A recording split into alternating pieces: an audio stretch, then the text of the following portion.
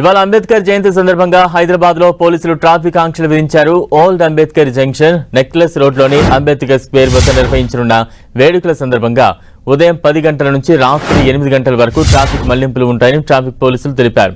ముఖ్యంగా old PS Saifabad నుంచి Liberty junction మార్గంలో వాహనాలను ఇక్బాల్ మినార్ వద్ద రవీంద్ర భారతి వైపు మళ్లిస్తారు. ఇక్బాల్ మినార్ నుంచి లిబర్టీ మార్గంలో వాహనాలను అనుమతించకుండా తెలంగాణ తల్లి ఫ్లైఓవర్ ప్రారంభం వద్ద ఫ్లైఓవర్ మీదుగా మళ్లిస్తారు.